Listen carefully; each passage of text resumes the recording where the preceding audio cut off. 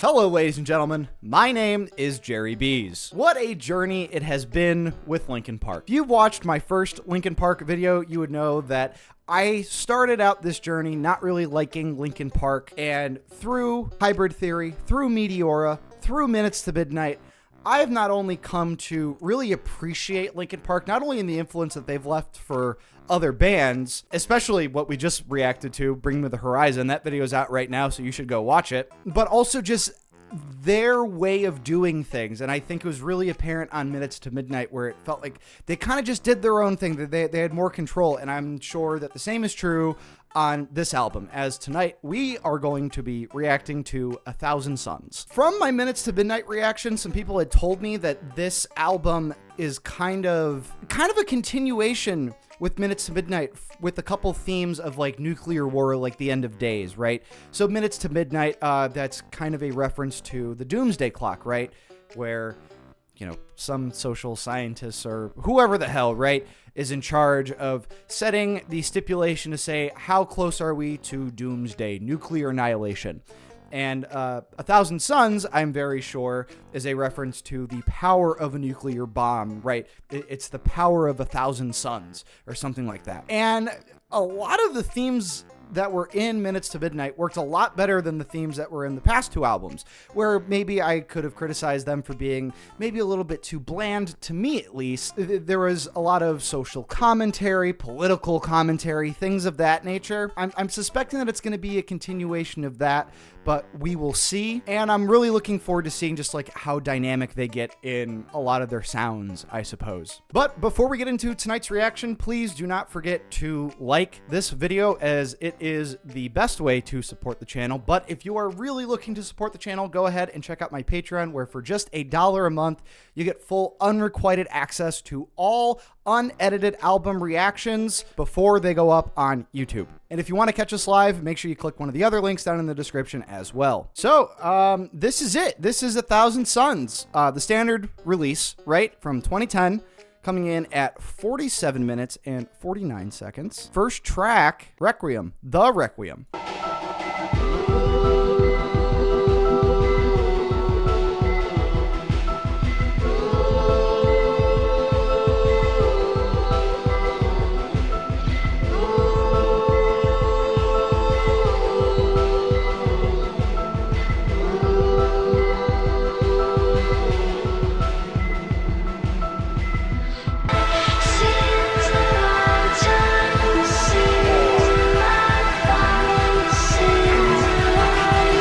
Pausing it. He knew the world would not be the same. Few people laughed. Few people cried. Most people were silent. I remembered the line from the Hindu scripture, the Bhagavad Gita. Vishnu is trying to persuade the prince that he should do his duty. And to impress him, are they quoting Oppenheimer? Multi-armed form, and says, "Now I am become death, the destroyer of worlds." That's fucking Oppenheimer. I suppose we all thought that. I'm still going to judge this as part of the introduction, I guess, so we're going to keep it going. We're not going to pause. Burning in the Skies. So it seems like the first real song on this. Third track.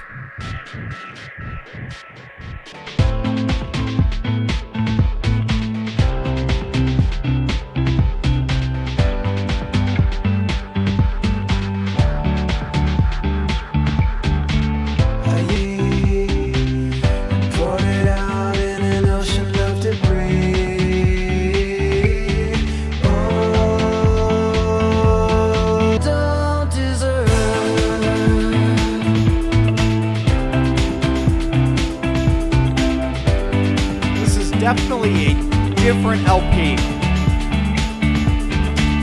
We held our breath when the clouds began to fall. But you will burn, so don't apologize. I'm losing what I don't deserve. The blame is mine, for bridges I have.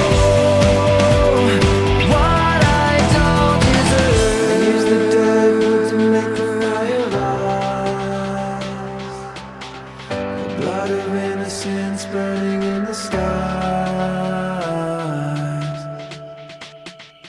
Okay, so that was the first 3 tracks on Thousand Suns. So I do know, or I have been warned that, you know, there seems to just be one consciousness that flows through this album, so much so that there really isn't a break in between songs. So just know this, it might not come through the YouTube video, but I will be kind of going back, you know, a couple seconds just to make sure that I'm catching the bleeding into the next songs. But so far, this is the most intriguing that a Linkin Park album has started. I know on Minutes to Midnight, I forget what the intro track is called, but it's just like this epic sounding crescendo with guitars right into Giving Up. And oh, it got me hype. It got me so hype. You know, the smile on my face was just crazy during that. You know, then Chester just goes crazy. Here though, it's intriguing in the sense that we're going really hard into the concepts here. Requiem and TheRaidance. So TheRaidance is basically just, you know, some ambient sounds on top of some ambient sounds on top of that famous quote from Oppenheimer, right? You know, I become death, destroyer of worlds. And he's quoting, I believe it was the Tibetan Book of the Dead, if I'm not mistaken. I did see the movie, but I thought I knew that beforehand. Anyway, it seems as though, you know, the first 2 tracks are really prefacing what is in Burning in the Skies, because it seems as though, like, right here, it's all just what's going through your mind when you're seeing, you know, the mushroom clouds kind of happen. So I don't know if we'll get into maybe the anxiety of what like nuclear annihilation would mean. So maybe because, you know, these guys were in their 20s in the early 2000s, so they grew up in the 80s. You know, they were kids during the Cold War, and just, you know, that threat of nuclear Armageddon loomed over everybody's heads. Or is this going to be the start of, you know, the journey throughout the wasteland, maybe more of a Mad Max thing? I don't know. But I really appreciate the time that I have on this planet right now to maybe see a really hard-nosed Linkin Park concept album. Moving on here. We got an interlude, Empty Spaces.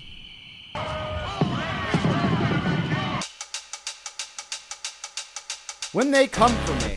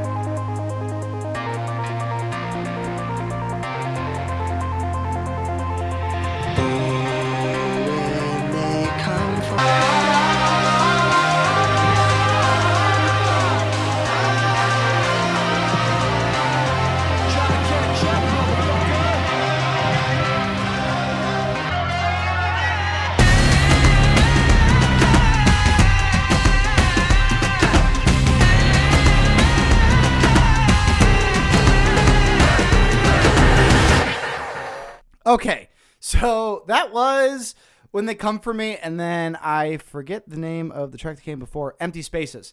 So, you know, thematically, I'm not really sure where that one fits in. It might, you know, I'm thinking like, okay, is this, if we're going over, you know, a nuclear apocalypse would be brought on by, you know, militarism to some degree, so maybe they're being perpetrated by some military outfit like Gestapo's or something like that. You know, there was that shouting, so I don't know if that's propaganda or orders or something like that. I'm just trying to connect the dots here, right? But sonically, I'm all over the fucking place. I am so all over the place musically here, because Burning in the Skies, I didn't mention this before, it's like such a danceable like alt rock hit, and it's really weird just to like hear that kind of style, because it's like that bass is right there, and then as opposed to this, when they come for me, you got those primal drums, and I feel that on Minutes to Midnight, Mike didn't get a ton of moments to shine, but that was a Mike track. that was 100% Mike right there. And I really liked the sort of guitar on top of the primal drums in those beats. It seems like there was some more Eastern influence there, maybe with just like, it seems like that higher end, maybe female voice there at the end. But we'll see where this goes. More than anything, I'm just very excited and interested to see where else they go from here, because this just isn't, you don't know these boys. I thought I knew these boys. You don't know these boys. So moving on. Robot Boy.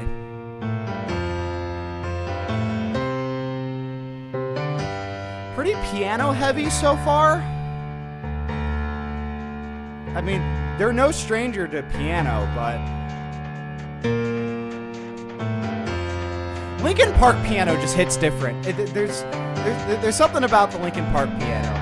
I'm gonna fight, 'cause no one will fight for you.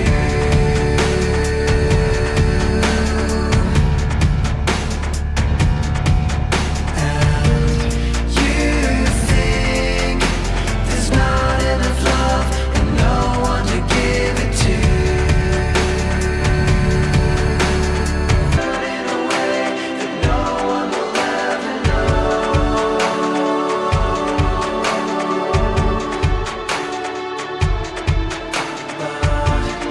someday the weight of the world will give you the strength to go.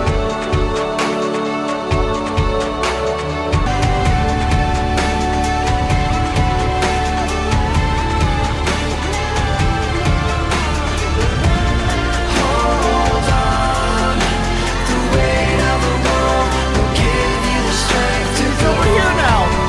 I'm getting Chester in both channels. Just hold on. The weight of the world will give you the strength to go.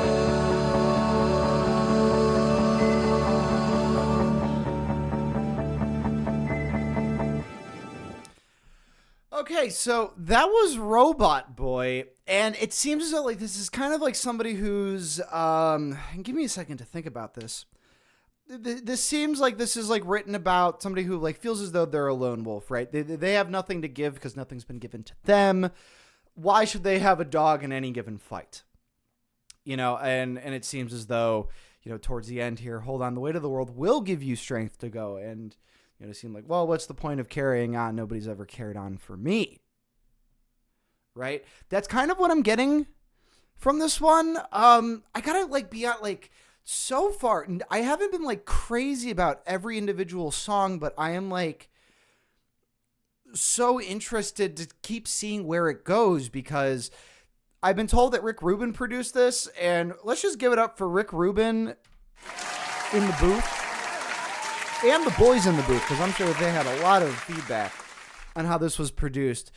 Towards the end, I'm just getting vocals from Chester in the background, and then they pan over through the back over to the right channel, and then they go back to the left as he's going on. He's saying the hold on bits, right?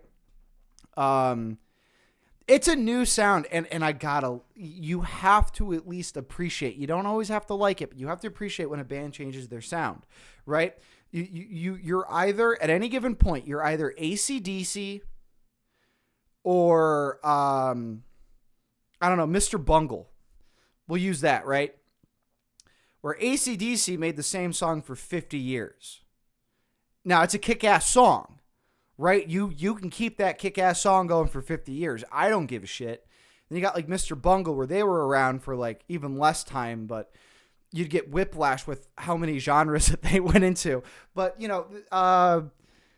we've talked about it a lot on the channel, so I think a easy example, at least for me, because it's the example that I'm the most familiar with, Pretty Odd by Panic at the Disco, right?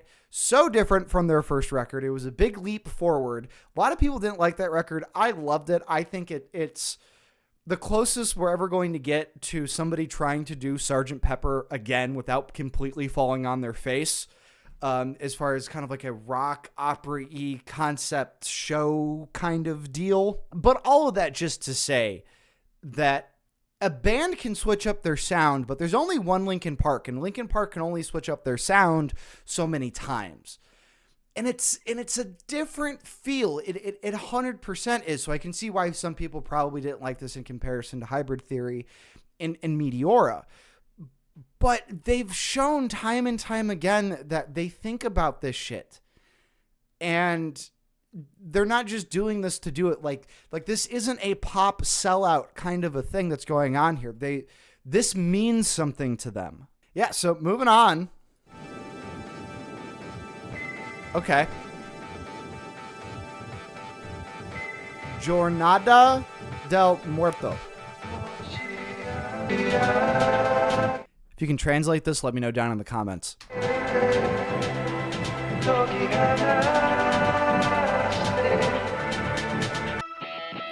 Waiting for the end.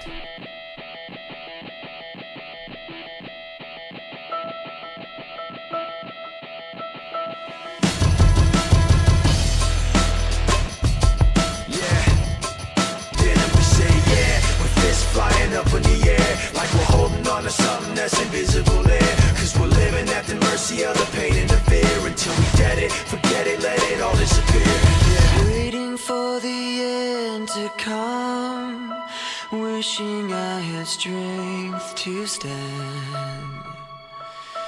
This is not what I had planned. It's out of my control.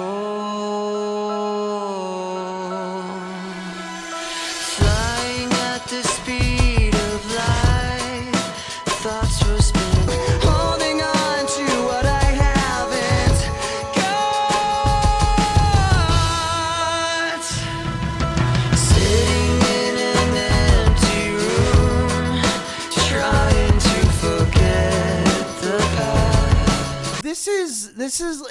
This feels like it's, and I'm showing my ignorance here, right? It sounds like that one Jay-Z song, and now I'm thinking, like, did Rick Rubin produce that too? And I can't think of the Jay-Z song that I'm thinking of, but that's just kind of what it brings me to. And I feel like they're building us up to something here. Not Empire State of Mind.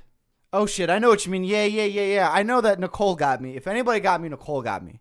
And again, there's like some layer of optimism here that I haven't really gotten from Linkin Park before.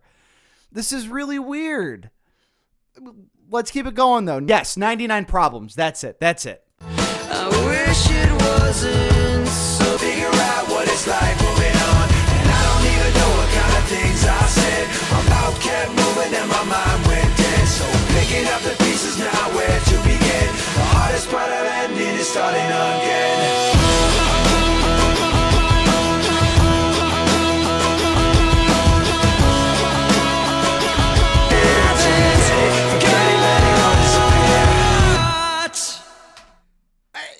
When did Linkin Park become a hopecore band? Like,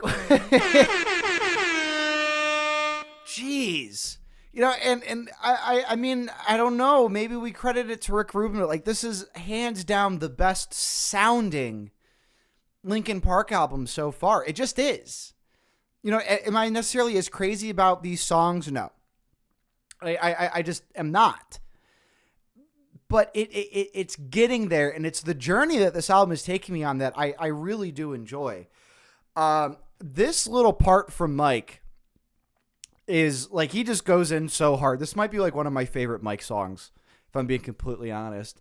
And this line from Chester, Holding on to what I haven't got. This is not the end, this is not the beginning. Just come on. you know, and it's like Linkin Park because it's like, okay, this sucks and I want something else, but they're not giving into it. They're not giving into it. They want to fight. They want to continue on to see something that's better. They know that there's something else out there, and it's about getting there. Man, it just sounds gorgeous. Those melodies, the chord progression, the build up, the 99 problems. I got 99 problems, but this song ain't one of them. Yeah, bro, this grew on me. I had to listen to it a couple of times. I was not a fan at first listen. I completely get, like now that I've listened to enough Linkin Park, I get why people may have not have liked this one, because they like the new metal shit, right? They like the harder shit. They like the in-your-face, shut up, right? But again, I think art should be very authentic. It should be how you express yourself. And at least to me, what Linkin Park is doing is they're saying, hey, maybe we've become different people, or we have the means to express ourselves in ways that we haven't before. We've learned something, we've grown, so that should be reflective in our art. And I'm kind of liking that here. I've kind of lost the, you know, nuclear fallout vibes a little bit. You could work this in too, right? It sucks living in a post-apocalyptic wasteland, but maybe they'll get better, right? You can shoehorn it any way you want. Every band should evolve over time, but it's also okay if you don't, right? AC/DC. No on the road! We're about halfway through now. We're over the hump as far as the track listings are concerned. So let's waste no more time and get into Blackout.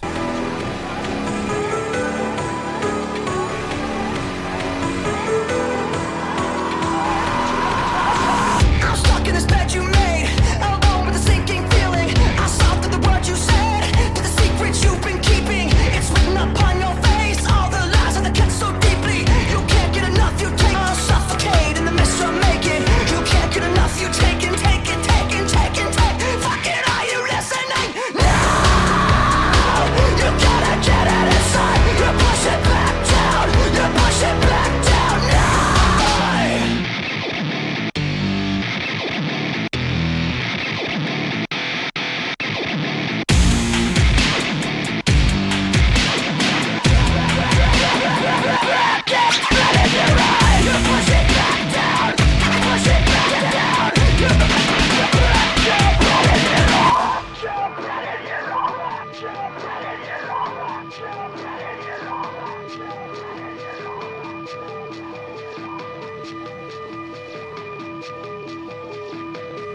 Floating down, come down, far below. We've been waiting to correct the things you know.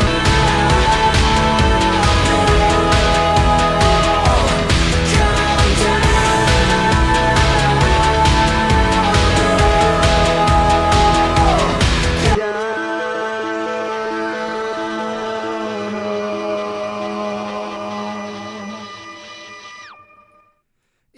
To me, this seems like they recorded a song and then they were like, fuck that. We're going to make it again as if we remixed it. Because this sounds like a remix of a Linkin Park song. Especially during, you know, this whole, you know, Blackout, Blood in Your Eye part. Like, it sounds like they had, like, the bones of something.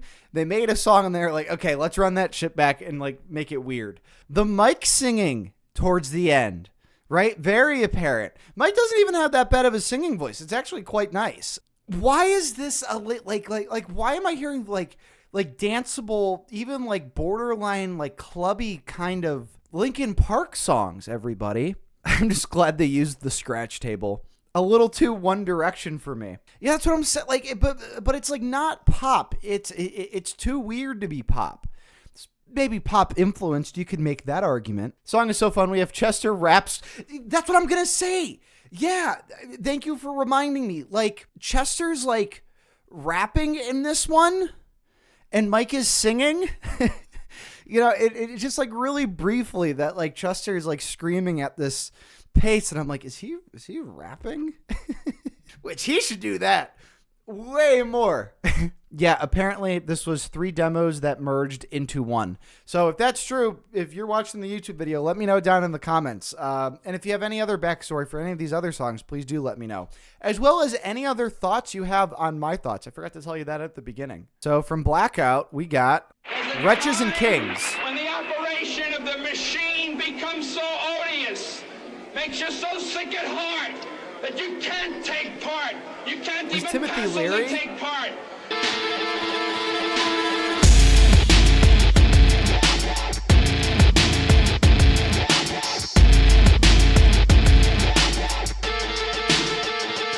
To save face, how low can you go? Chuck a lot of game, but yet you don't know. Static, now everybody go.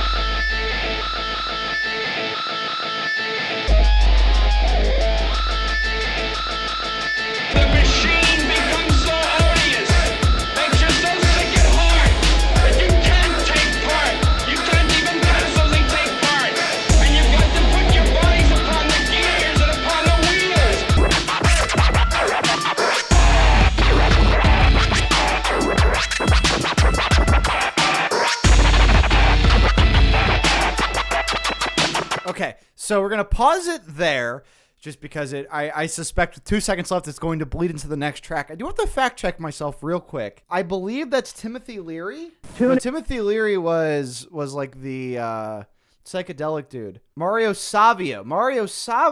I was going to say, I thought I remember this from U.S. history at community college. Mario, there it is.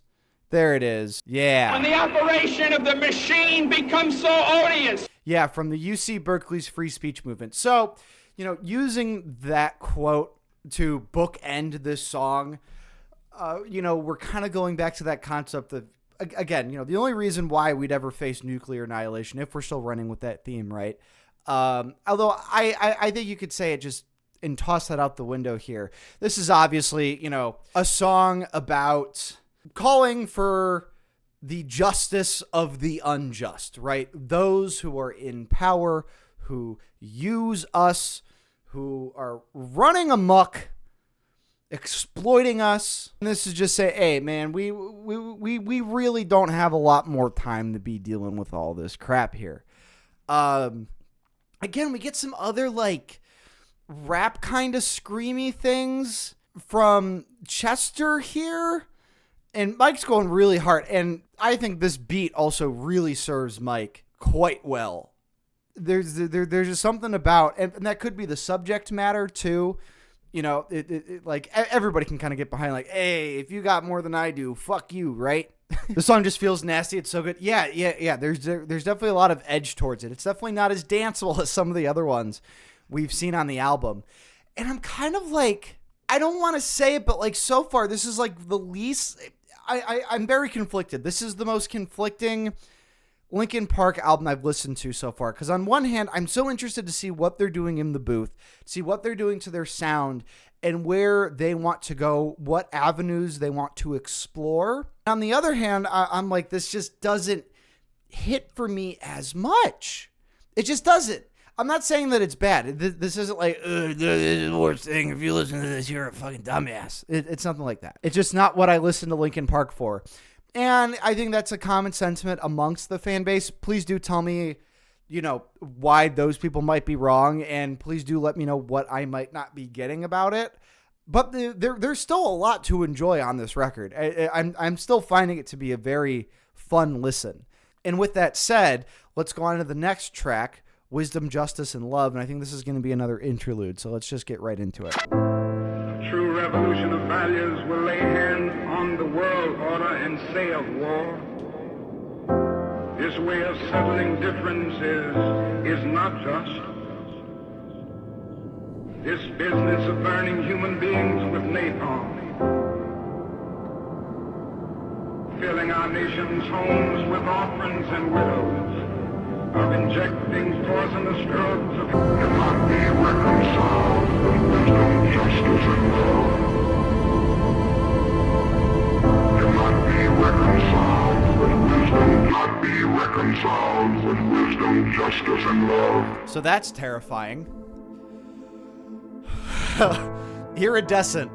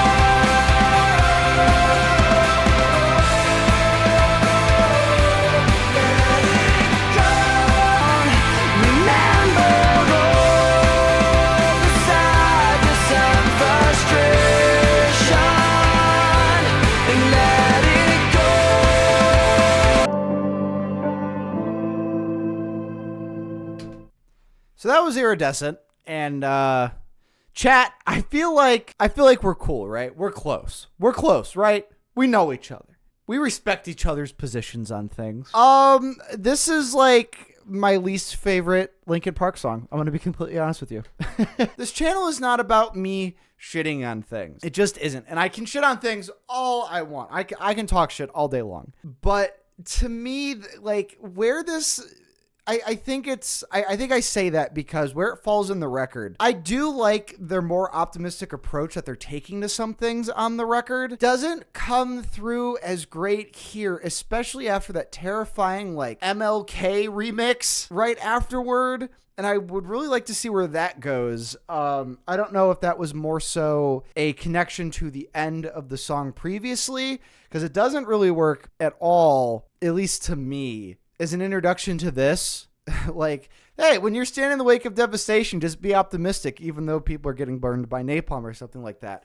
Just to me, this like screams an elimination song from American Idol. If you like watch that, like, you know, they'd play, you know, so you had a bad day, you taking one down, sing a sad song, just turn, and, you know, and then it would show like the highlights of whoever, you know, that cast member off of American Idol got sent home because, you know, not enough wine drunk American moms wanted to vote for them. It just kind of gives that a little bit. And again, I didn't grow up with this, so I get it that if there's like a nostalgic piece to it. And I do like other elements of where they're getting optimistic, but this one just did not hit for me. I'm so sorry. But my theory about the song and its placement between Wisdom, Justice, and Love, where the voice becomes more and more robotic, and Fallout, where the voice becomes less robotic, is that the song is a fake sentiment of hope. I would say that that would be very good in the sense... I would say that that's a very good take, just in the sense that there's something like, I just got done saying that, like, wow, this is them and they're being honest with themselves. I don't want to say that this came through as disingenuous, but by the end of the song, I'm kind of like, okay, and for what? For what? And I would even go further and to say me maybe not jiving with this is a credit to Linkin Park, because now I have such a high standard. I am just the snake that's eating its own tail, because I've gone from not liking Linkin Park to liking them so much that if they don't do exactly what I like, I don't like it. Idol Elimination Core is so valid. Yeah, moving on. Fallout.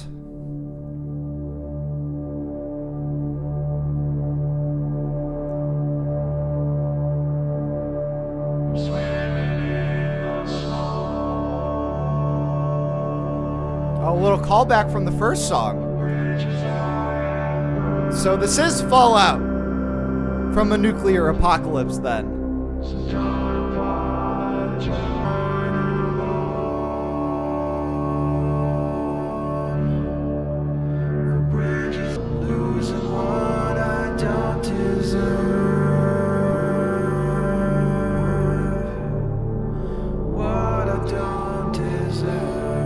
So there's that. Maybe it's becoming less robotic, so maybe there's something to maybe the last song being a little disingenuous, a fake sense of hope, maybe. But we'll see where this takes us. The Catalyst.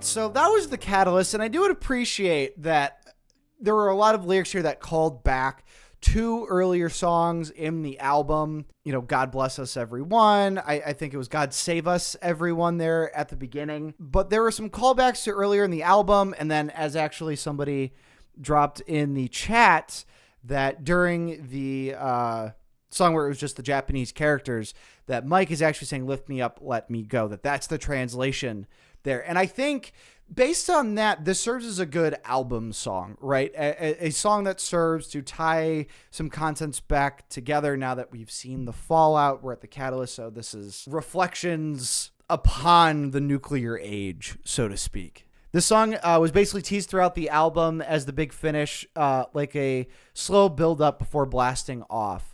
That wasn't the last song. Okay, so that wasn't the last song, because here on the channel, we like to do a recap of the album before we get to the very last song as a way to kind of pump up the last song, and nobody's told me to stop doing it, so I'm going to keep doing it. So I'll be honest with you, 1,000 Suns is kind of a mixed bag for me.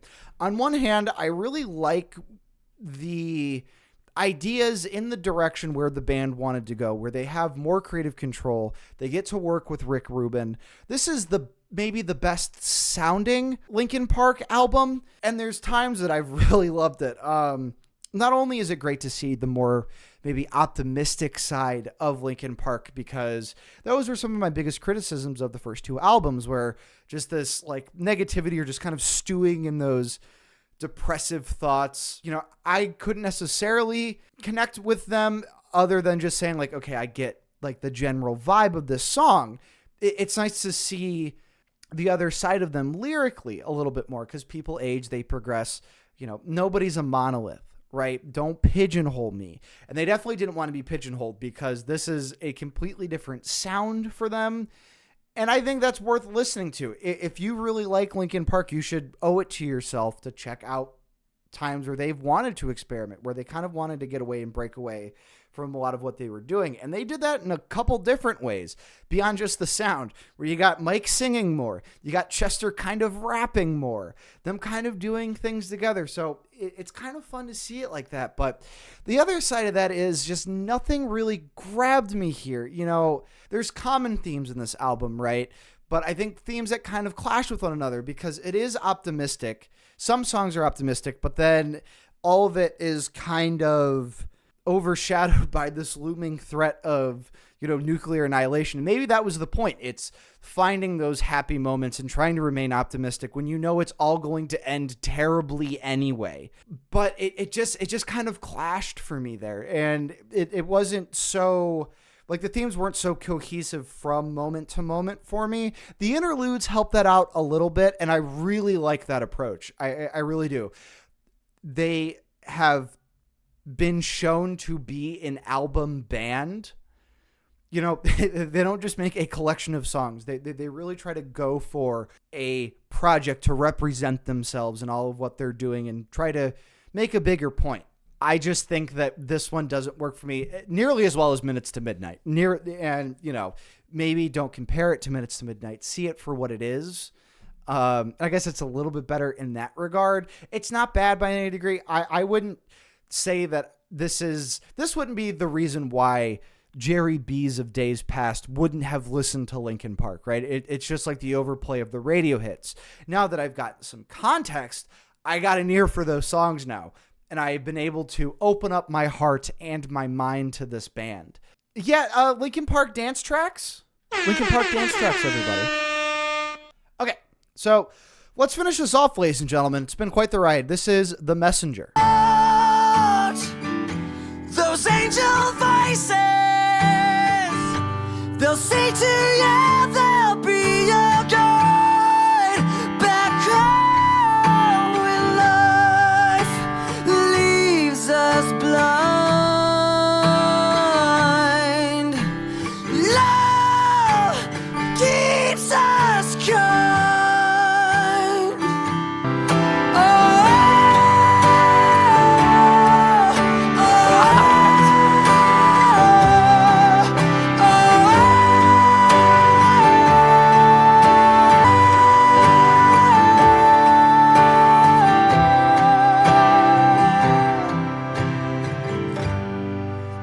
I just spent like 5 minutes shitting on this album, and that was like one of the most beautiful things I've ever listened to. Oh my God. It's not only just how crazy his voice is in this and how powerful his vocals are, but the guitar's in the background and his voice is right up on top of the mix. He's singing straight into my ear. Give it up for Rick Rubin on this album. Seriously, I mean, this might be the best produced Linkin Park album overall. I had like a genuine emotional response to this one. And maybe, you know, as the last song, there's violence and war and death and people who want to use you and exploit you and all this other stuff, but it's love that keeps us kind. So to me, this is the optimistic Linkin Park album. They're trying to look past their grief and look past their woes and their shortcomings to look forward to tomorrow, to try and get past those things. So in that respect, it's a different kind of Linkin Park, and especially this, like, holy fuck, we needed... Does Chester just have like an acoustic album? Did the last song change your opinion? The last song did not change my opinion on the album as a whole, but this was the best song on the album. This is just 100%, which I think is very indicative of the album because this is the least Linkin Park song on the album. This is the I Just Went to Therapy LP album, and I think that might be a decent way to put it. Kind of a mixed bag for me. I still think that there's a lot to enjoy on this, and I get why people love it so much, but I think I'm maybe more on the side of people saying this ain't the LP album for me, right? I don't know if there's as many returns on this one for me as there were for Meteora, for Minutes to Midnight, right? And Hybrid Theory to that regard as well. The tip of the hat, though, you gotta give a tip of the hat. Gotta give a tip of the hat to him for trying. So that was my reaction to 1,000 Suns by Linkin Park. What were your thoughts on my thoughts? Did you agree with some of my interpretations and my takes? Do you think that this is the weakest Linkin Park album, or is this your favorite Linkin Park album? Let me know down in the comments. If you have any other albums you want me to react to or any other artist you think I should get into, let me know down in the comments as well. If you want to come hang out with us live, make sure you click one of the links down in the description. And if you want to make sure that you never miss one of my streams and you want to see everything else I've ever done uncut in full for just $1 a month, go check out my Patreon. Got a couple other tiers there as well. But with that said, I've been Jerry Bees. You've been awesome. Take it easy. Diggity dog. Diggity dog.